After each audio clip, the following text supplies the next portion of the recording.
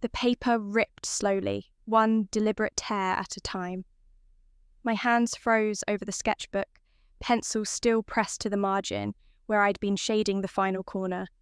The sound wasn't loud, but it cut through the afternoon silence like a blade through silk.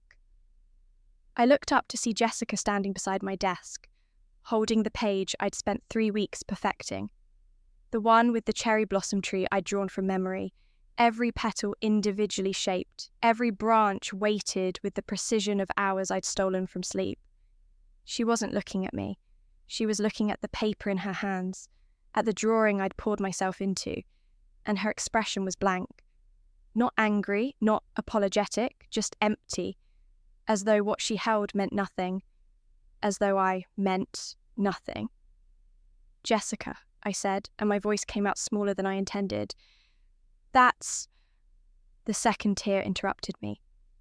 She pulled the page slowly down the centre, bisecting the tree trunk I'd laboured over, splitting the composition I'd balanced so carefully. The sound echoed in my chest. "Mother wanted me to remind you," she said, her tone as flat as her expression. "Dinner's in an hour. Don't be late." She dropped both halves onto my desk. They fluttered down like broken wings, landing askew across my other sketches. Then she turned and left, her footsteps fading down the hallway, and I sat there staring at the ruined paper, at the fractured image that would never be whole again. My throat tightened, but I didn't cry. I'd learned years ago that tears change nothing in this house.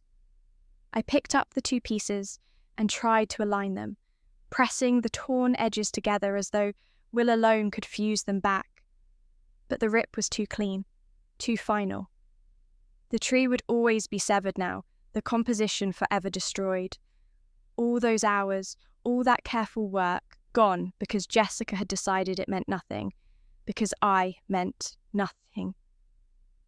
I set the pieces down gently and returned to my current sketch, the one still in the book, but my hand was shaking. The pencil trembled against the paper, leaving uncertain marks where before there had been confidence. I tried to steady myself, tried to focus on the lines, but all I could see was Jessica's blank face, her casual destruction, her complete indifference. This wasn't the first time. It would never be the first time. When we were children, she'd broken my only doll, the one grandmother had given me before she died. Mother had bought Jessica 3 new ones the next day and told me I was too old for toys anyway. I was 7. When we were teenagers, she'd spilled ink across my history essay the night before it was due. I'd stayed up until dawn rewriting it, and she'd laughed at breakfast about how clumsy she was. Father had smiled and called her his little butterfly, too delicate for this heavy world. When I'd gotten into the art program at the university, she'd cried to our parents that I was abandoning the family, that I was selfish for pursuing something so impractical. They'd asked me to decline the acceptance. For family harmony, they said. For Jessica's peace of mind. I'd declined. The light shifted through my window, turning golden as the sun dropped lower. An hour until dinner. I should wash my hands, change my shirt, make myself presentable. But I couldn't move. I sat there with my ruined drawing and my shaking hands, and the weight of all the years pressing down on my shoulders. Jessica would be at dinner with her husband and her daughter. My parents would coo over little Sophia, would praise Jessica's maternal glow, would ask her opinion on every mundane decision. And I would sit at the end of the table, silent and invisible, eating food that tasted like ash. This was my life. This had always been my life. I looked down at the torn halves of my drawing one more time. The cherry blossoms looked like they were falling now, scattering in an impossible wind, drifting into a void that would swallow them completely. Perhaps it was better this way. Perhaps the image was more honest in its destruction, a perfect representation of everything beautiful being torn apart by careless hands. My chest felt hollow, empty, as though something essential had finally burned away to nothing. I stood slowly and walked to the window. The sun was setting, painting the sky in shades of rose and amber.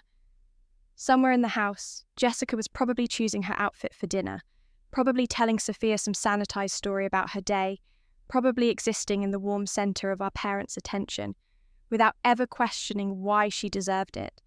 And I was here, alone, holding pieces of paper that no longer meant anything. The hollowness spread. It moved through my chest, into my throat, behind my eyes. It wasn't pain anymore, it was absence.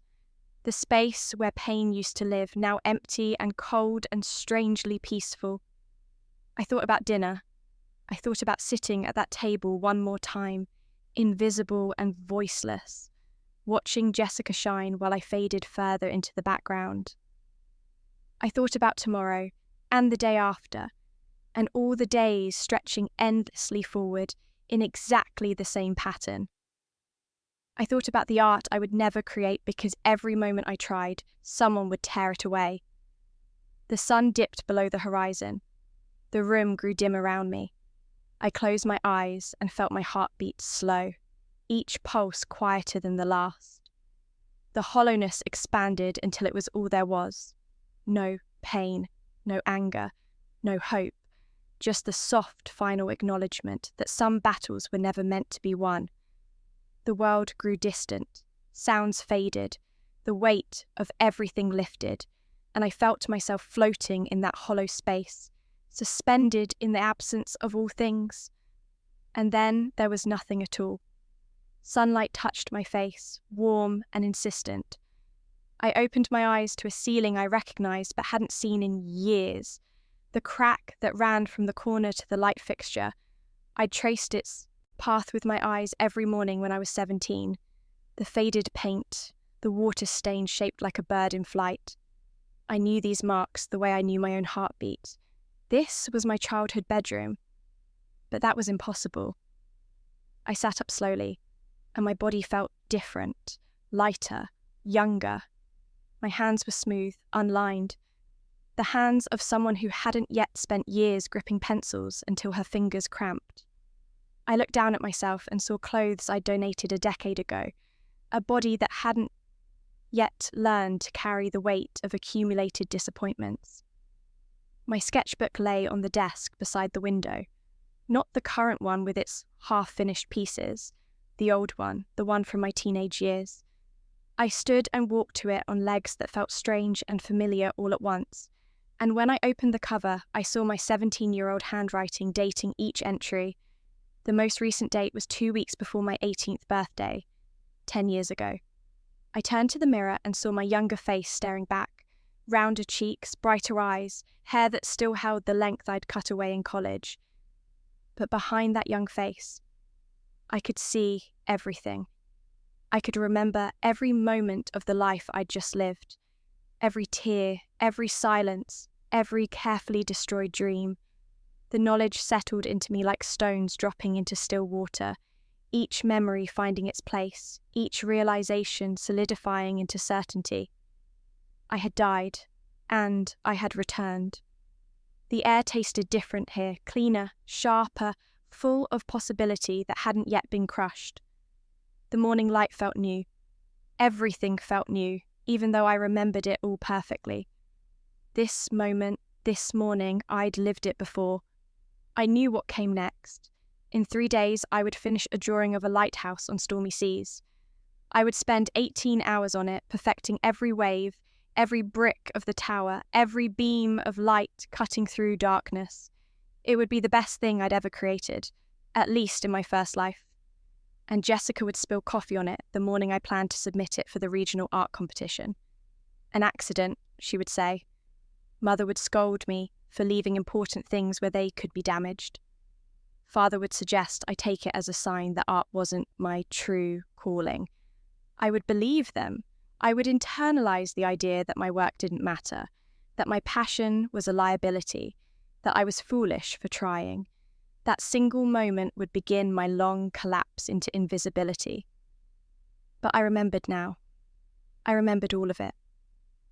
I moved to the window and looked out at the garden where morning glories climbed the fence, where dew still clung to the grass, where everything waited in that brief, perfect stillness before the household woke. This was the world as it had been, reset and ready, offering me a second chance I hadn't known I needed. My reflection in the window glass showed a girl who looked uncertain, lost, trapped in a life she hadn't chosen. But behind those eyes was someone else now, someone who had lived through years of erasure and emerged with clarity. I knew what happened when I stayed silent. I knew what happened when I prioritized family harmony over my own existence. I knew where that path led, and I had no intention of walking it again. The house began to stir around me. Footsteps in the hallway. Jessica's room was next to mine, and she always woke early to ensure she looked perfect before anyone saw her. The familiar sounds of morning, the routine I'd followed for so many years, all of it exactly as I remembered. But I was different now. The world might be the same, but I had changed in ways that could never be undone. I returned to my desk and opened my sketchbook to a fresh page. The lighthouse drawing didn't exist yet. I wouldn't even start it for 2 more days. But I could feel the ghost of it in my memory, perfect and whole, the way it should have been before Jessica's carelessness destroyed it. Or what I'd believed was carelessness in my first life. Now, with the clarity of hindsight, I wondered if any of it had been accidental at all. I picked up my pencil and began to draw. Not the lighthouse, but something new. A phoenix rising from ashes, wings spread against an empty sky.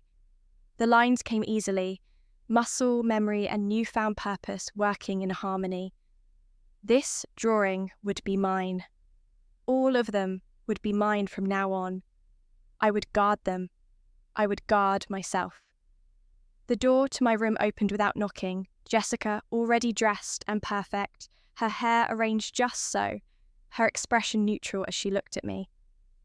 "Mother says breakfast is ready," she announced. "Don't keep everyone waiting."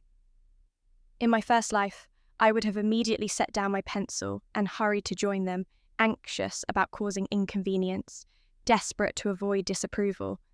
I would have made myself small and quick and apologetic. I didn't move. I kept drawing, adding detail to the phoenix's wing, shading the curve of feathers with careful precision. "Emily," Jessica said, her tone sharpening slightly. "Didn't you hear me?" "I did," I replied, my voice calm and even. "I'll be down when I finish this section." The silence that followed was electric. I could feel Jessica's surprise, her confusion at my unexpected resistance. In the old timeline, I had never pushed back, never prioritized my work over family demands. I had been soft and yielding and ultimately forgettable. Not anymore. "You're being rude," she said finally. I looked up at her then, meeting her eyes directly. "I'm working. There's a difference." Something flickered across her face, shock, maybe, or the first stirrings of resentment. She'd grown used to my immediate compliance, to my willingness to set aside anything that mattered to me for the sake of her convenience.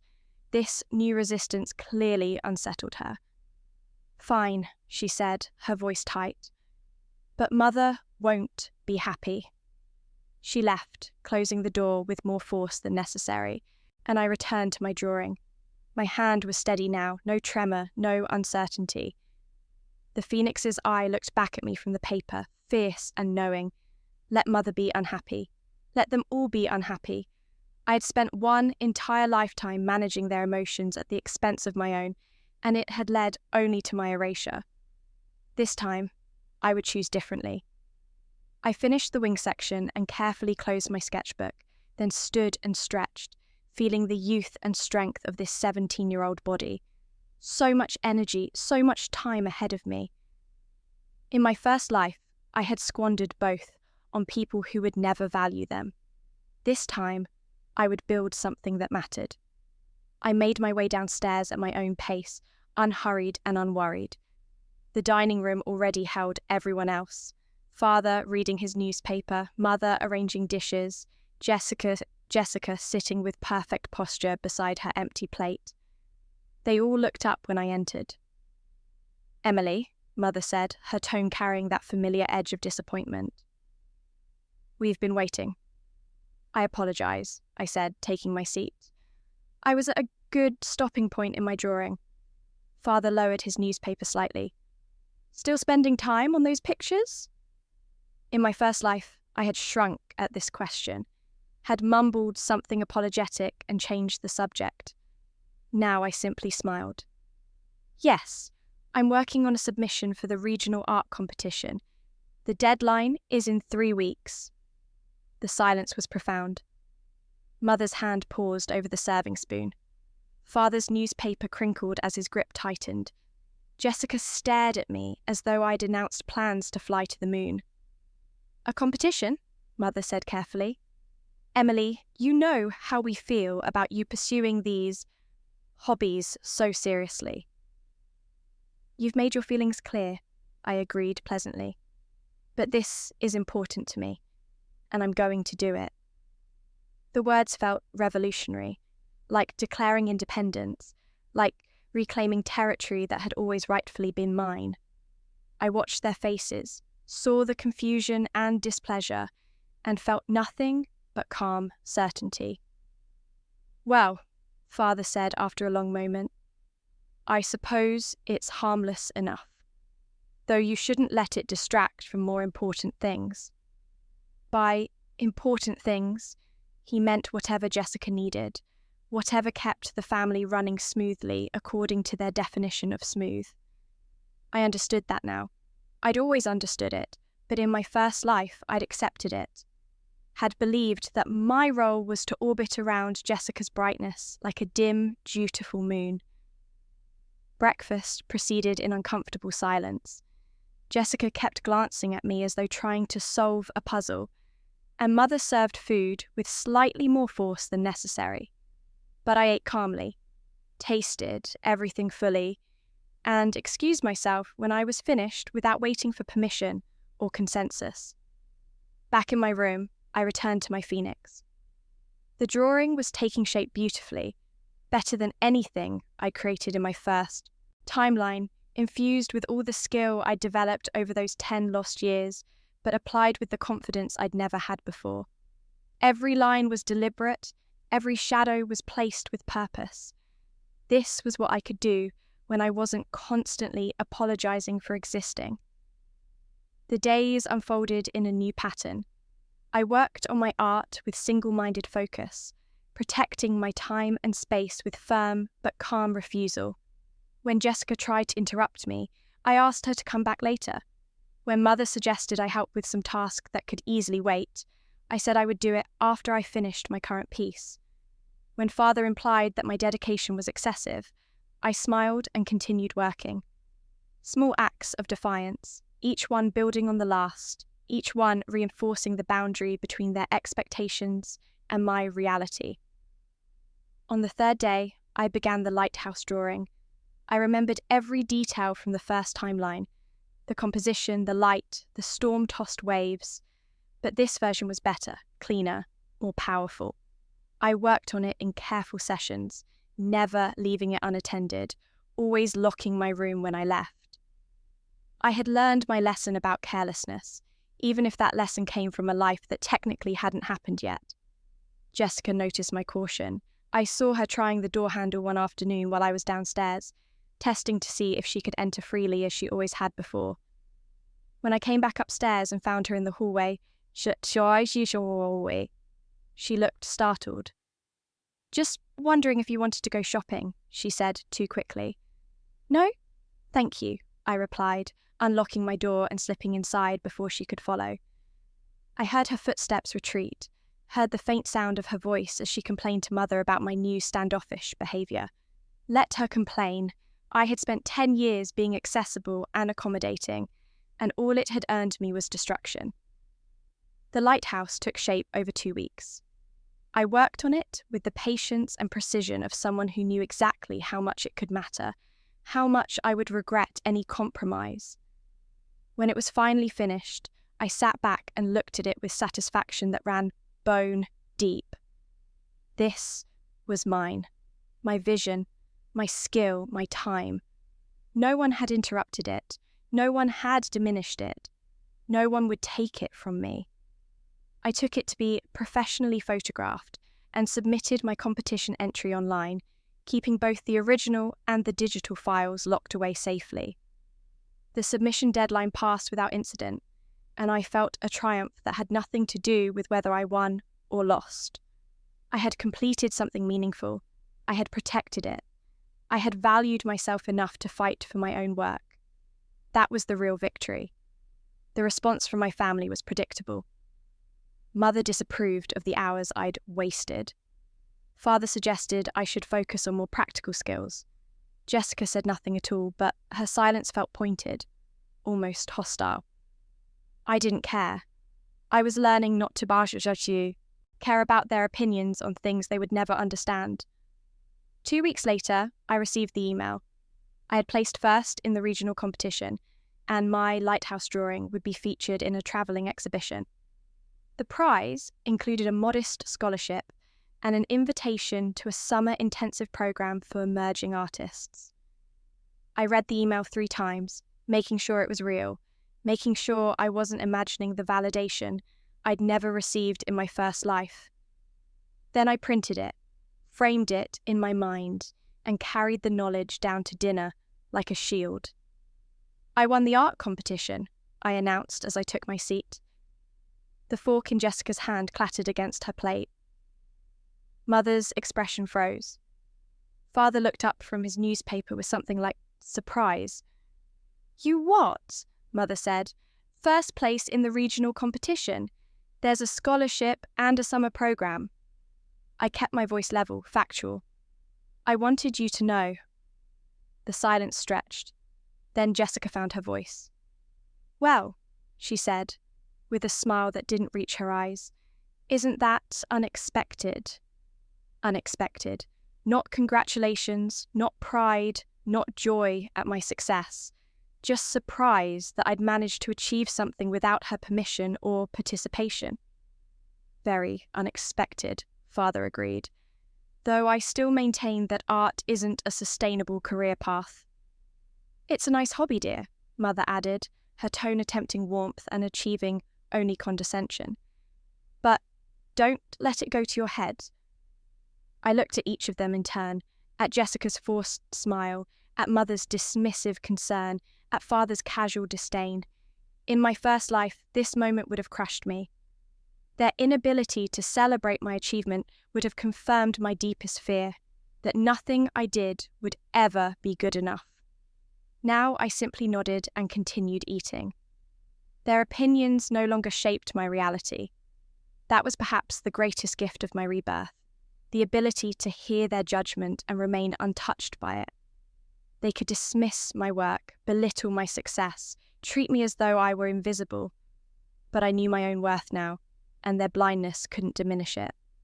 The summer programme approached. I prepared carefully, researching the instructors, gathering my portfolio, planning my projects. This opportunity hadn't existed in my first timeline. I'd never competed, never won, never had this door opened. Everything from this point forward was uncharted territory, a future I was building with my own hands. The morning I was set to leave, Jessica came to my room. "Can I talk to you?" she asked, hovering in the doorway. I was packing my supplies and didn't pause. "About what?" "About everything. You've been different lately, distant." "I've been focused," I corrected. "It's more than that. You don't..." She trailed off, seeming to search for words. "You don't need us anymore." I stopped packing and looked at her fully. She appeared uncomfortable, almost vulnerable, an expression I'd rarely seen on her face.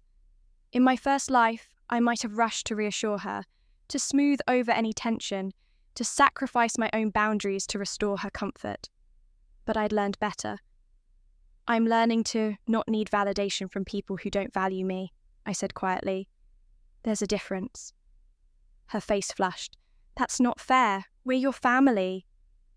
"Family should support each other," I replied. "Family should celebrate each other's successes. Family should protect what matters to each other, not destroy it." I thought of the torn drawing, of all the small cruelties I'd endured in my first timeline, of the way my existence had been systematically erased. Jessica couldn't remember those things. They hadn't happened in this version of reality. But I remembered. I would always remember. "I don't know what you're talking about," she said, but her voice had lost its confidence. "I know," I said. "That's part of the problem." I returned to my packing, and after a moment, she left without saying anything else. The summer program transformed me. I worked with artists who took me seriously, who critiqued my technique without dismissing my vision, who saw potential in me that deserved nurturing rather than crushing.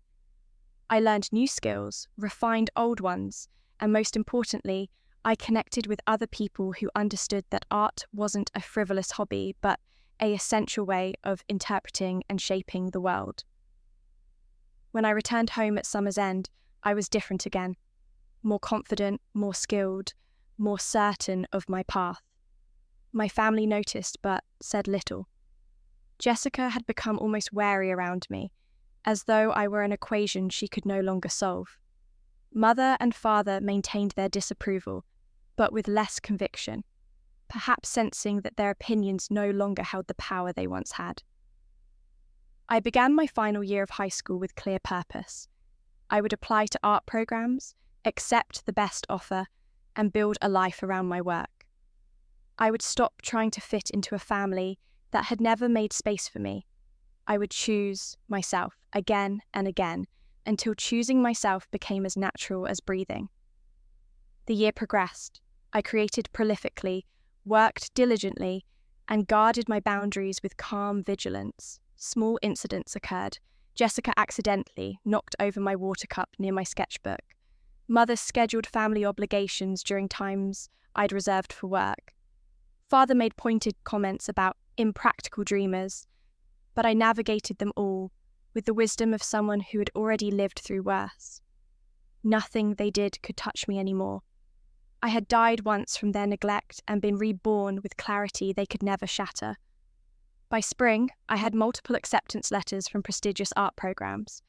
I chose the one farthest from home, the one with the strongest faculty and the most robust scholarship package.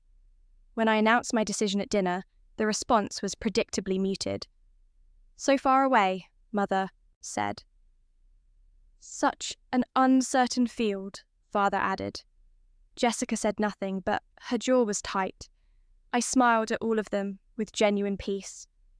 "It's the right choice for me." And it was. I could feel the rightness of it in every cell of my body.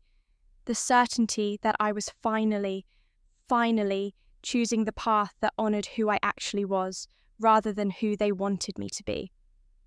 Graduation came and went. Summer arrived, and I prepared to leave. On my last night in that house, I stood in my childhood room one final time, looking at the ceiling crack I'd once traced with my eyes every morning. So much had happened here in this space. So much pain in one timeline, so much growth in another. I thought about the girl I'd been in my first life. Quiet, diminished, perpetually apologising for existing. I thought about the moment when she'd finally given up, when the hollowness had consumed everything, when death had seemed like the only release from an unbearable existence. And I thought about the woman I was becoming. Strong, purposeful, unshakable in her knowledge of her own worth. The rebirth had given me time, but I had given myself everything else. The courage to change, the determination to protect what mattered, the wisdom to recognise that some people would never value me, and that their failure to see my worth said nothing about my actual value. I had won, not through revenge or cruelty, but simply by refusing to disappear. Years passed in swift succession, each one building on the last. I thrived at art school, earned recognition for my work, developed a distinctive style that galleries noticed. By the time I was 25, I had my first solo exhibition. By 30, I was teaching at a respected institution while maintaining my own practice. My life became exactly what I'd fought for, filled with purpose, recognition, creative fulfillment, and genuine connections with people who valued me. I rarely returned home. Holiday visits were brief and cordial, marked by pleasant surface interactions and carefully maintained emotional distance. Mother and father aged into confused disappointment at my success, never quite understanding how the daughter they'd dismissed had become someone notable. They attended one of my exhibitions once, wandered through the gallery with bewildered expressions, and left without saying much. Jessica's life followed a different trajectory. She married young to someone who seemed perfect on paper, wealthy, established, conventionally successful. She had a daughter, Sophia, and settled into the role of perfect wife and mother, performing all the traditional expectations, with the same dedication she'd once brought to maintaining her position as the favoured child. But something was wrong. I could see it during those brief visits, in the tightness around her eyes, the brittleness of her smile. She'd built her entire identity around being the chosen one, the beloved daughter, the example of success as our parents defined it. And now she was watching me flourish in a life she'd been taught to dismiss as worthless. The cognitive dissonance must have been excruciating. I almost felt sorry for her. Almost. The real fracture came 10 years after my rebirth, during a family dinner I'd agreed to attend for Mother's birthday. Jessica was there with Sophia, now 7 years old, and eerily similar to her mother in manner and expression. The meal proceeded with stilted conversation until Mother made the mistake of praising my recent award. "We saw the article in the paper," she said, attempting pride she'd never learned to express properly. "Very impressive." "Thank you," I replied simply. Jessica's fork clinked against her plate. "Must be nice," she said, her voice carrying an edge sharp enough to cut. "To have so much time for yourself. Some of us have actual responsibilities." The implication was clear. Her role as wife and mother was more valuable, more legitimate than my childless devotion to my work. It was an old argument, a tired script about women's worth that I'd heard variations of my entire life. In my first timeline, I might have felt defensive, might have questioned my choices. Now I simply looked at her with calm assessment. "We all make choices about how to spend our lives," I said. "I'm content with mine. I hope you're content with yours." Her face went pale, then red. "Of course I'm content. I have everything, a beautiful home, a successful husband, a perfect daughter." But even as she said it, I could hear the desperation underneath. She was trying to convince herself as much as anyone else. And little Sophia was watching, absorbing every word, learning what it meant to be a woman in this family. I felt a flicker of concern for the child. She was being raised in the same environment that had produced Jessica, taught the same lessons about worth being measured by others' approval. Unless something changed, she would repeat the same patterns, inflict the same wounds on whoever came next. But that wasn't my responsibility. I had saved myself. I couldn't save everyone. The years continued their march. I turned 35, then 40, building a career and life that satisfied me deeply. I had relationships, friendships, a community of fellow artists who understood and valued my work. I never married, never had children, and never regretted either choice. My life was full exactly as it was. Jessica's life, by contrast, seemed to slowly constrict. Her marriage developed cracks that showed even during brief family gatherings. Her husband travelled more and more for work. Her daughter became difficult, rebellious in ways that seemed calculated to wound. And Jessica herself became harder, more brittle, more desperate to maintain the illusion of perfection, even as it crumbled around her. I watched from my careful distance, neither gloating nor intervening. This wasn't karma in the sense of punishment. It was simply the natural consequence of building one's identity on unstable ground.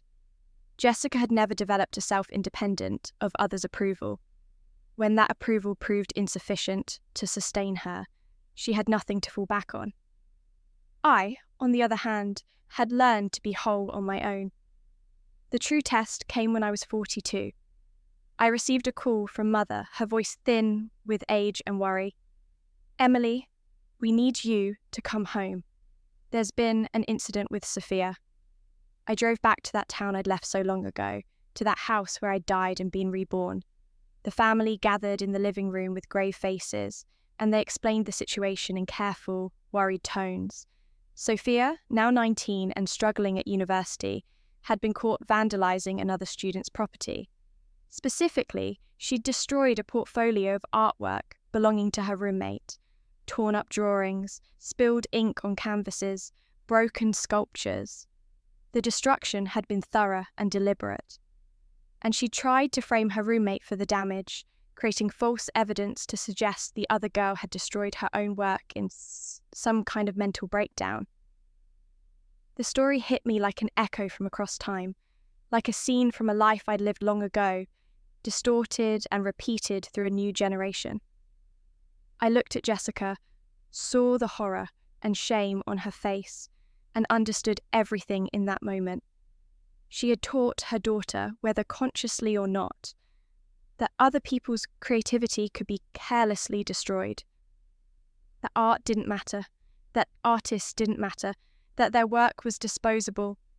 And Sophia had learnt the lesson too well, had taken it further than Jessica ever had weaponized it with deliberate cruelty. "They're pressing charges," Father said heavily. "Unless we can make it right somehow, pay for damages, issue apologies. They mentioned you, Emily. Said perhaps if you, as an established artist, could speak to the value of creative work, help Sophia understand." He trailed off. They were asking me to help. They were asking me to fix the damage caused by the very behaviour they'd once enabled and encouraged. The irony was almost beautiful. I could have refused, could have let Sophia face the full consequences of her actions without intervention. Part of me wanted to do exactly that, to let karma complete its work without interference. But another part of me remembered being 17, holding torn pieces of paper, feeling invisible and worthless. I remembered how that feeling had eventually led to my death. And I looked at Sophia, saw a young woman who'd been taught terrible lessons and was now suffering for them, and I felt something unexpected. Compassion, not for Jessica, not for my parents, but for this girl who'd never been given the tools to understand what she'd destroyed. "I'll speak with her," I said finally. Just her, alone. We met in my hotel room the next morning. Sophia arrived with defiant posture and wary eyes, clearly expecting a lecture or condemnation. Instead, I gestured for her to sit and poured her tea. "Tell me why you did it," I said simply. She was silent for a long moment, then, quietly. She was getting all this attention for her work. Everyone loved it. The professors, the other students. It was all anyone talked about. And that bothered you. It wasn't fair. I work hard too. I do everything right. But no one sees me. Her voice cracked slightly. "I'm invisible." The word struck something deep in my chest. A resonance that spanned timelines, that connected this moment to that young girl I'd been, feeling exactly the same way. "So you tried to destroy what you couldn't have," I said softly. "And when that wasn't enough, you tried to destroy her reputation as well." Sophia's face crumpled. "I don't know why I did it. I was so angry, and it felt like if she was gone, maybe people would finally see me." I was quiet for a moment, choosing my words carefully. This was important. This was perhaps the most important conversation I would ever have with anyone from my family. "Sophia, I'm going to tell you something that no one in your family will ever say. Your mother grew up believing that being chosen, being favoured, being seen, was the most important thing. She was taught that other people's dreams and work were less important than her own comfort, and she taught you the same thing, whether she meant to or not. Sophia looked up at me with wide, shocked eyes. But it's a lie, I continued. Your worth doesn't come from diminishing others. Your value doesn't increase when you destroy someone else's achievements. Real fulfillment comes from building something meaningful with your own hands, from developing skills that matter to you, from creating a life that reflects who you actually are. But I don't know who I am, she whispered. Then that's where you start. Not by tearing down others, but by building yourself up. Honestly, authentically, without regard for whether it makes you the center of attention. We talked for hours. I told her about my own journey, some of it, enough for her to understand, and about the cost of living for others' approval. I explained what she'd destroyed, not in monetary terms, but in terms of time, effort, passion, dreams. I helped her begin to understand what her actions had actually meant. By the end, she was crying, but they were the kind of tears that came with revelation rather than self-pity. I need to apologize, she said. Really apologize, and pay for what I destroyed, and she looked at me with desperate hope. And learn to be different. Can you help me? I could have said no. Could have let her figure it out alone the way I'd had to. But I thought about how much harder my first life had been because no one had ever seen me. No one had ever validated my worth. No one had ever told me I deserved to exist fully and completely as myself. Yes, I said, I'll help you. But you have to do the work. I can only show you the path. She nodded, still crying, and I felt something shift. A pattern breaking, a cycle interrupted, a possibility opening. This was the real reversal, I realized. Not revenge, not watching Jessica suffer, but breaking the chain that would have continued through another generation. By helping Sophia find herself, I was preventing her from becoming another version of her mother, from inflicting the same wounds on someone else in turn. This was how the story ended, not with punishment, but with transformation. 5 years later, I stood in a gallery hosting a joint exhibition. My work hung on one wall, mature and confident. On the opposite wall hung Sophia's pieces, raw and powerful, showing real talent that had been hidden beneath years of toxic teachings. She transferred schools, pursued art therapy, learned to channel her energy into creation rather than destruction. She'd apologized to her victim, made full restitution, and done the difficult work of understanding why she'd acted as she had. And now, she was building something new, something authentic, something entirely her own. Jessica came to the opening. She stood in the center of the gallery, looking between her daughter's work and mine, and her face showed such complicated emotion that I almost felt sorry for her again. Almost. She approached me slowly, her steps hesitant. Emily, I need to say something. I waited. I never understood, she said, her voice barely above a whisper. I never understood what I was doing to you, what I destroyed. Not until I watched Sophia almost destroy herself by repeating the same patterns I taught her. Her eyes were red, her face lined with a grief I recognized. I'm so sorry. For everything. For all the years I took from you. In my first life, I would have immediately accepted, would have rushed to comfort her, would have minimized my own pain to ease hers. Even now, part of me wanted to do that. The old patterns died hard. But I'd learned better. Thank you for saying that, I replied calmly. I appreciate it. I didn't say I forgave her. I didn't say it was okay. Those things would have been lies, and I'd spent too many years living honestly to start lying now for someone else's comfort. She nodded slowly, understanding that this was all she would get. Then she moved away to look at Sophia's work, and I saw her shoulders shake with silent tears. That was her burden to carry. The weight of realized mistakes, the grief of wasted years, the understanding of what she'd destroyed and could never restore. I didn't need to punish her. Life had already done that simply by showing her the truth. I turned back to my own work, to the pieces that represented decades of growth and dedication, and felt the peace that came with knowing I'd chosen correctly. Every choice I'd made since my rebirth had led here, to a life of meaning, to broken patterns, to genuine connection. The antagonist would live with her regret until her last breath, haunted by understanding that came too late. And I would continue building, creating, teaching, living fully in the identity I'd fought so hard to claim. This was the ending I'd earned. Not victory through destruction, but transformation through persistent, patient choice. The torn drawing had become a phoenix. The invisible girl had become undeniable. And that was enough. The gallery lights painted everything gold, and I stood surrounded by art, mine, Sophia's, others, and felt the profound satisfaction of knowing I'd saved not just myself, but offered salvation to someone else as well. This was how rebirth worked. Not by returning to destroy those who'd hurt you, but by becoming so completely yourself that you could break the patterns that had created the hurt in the first place.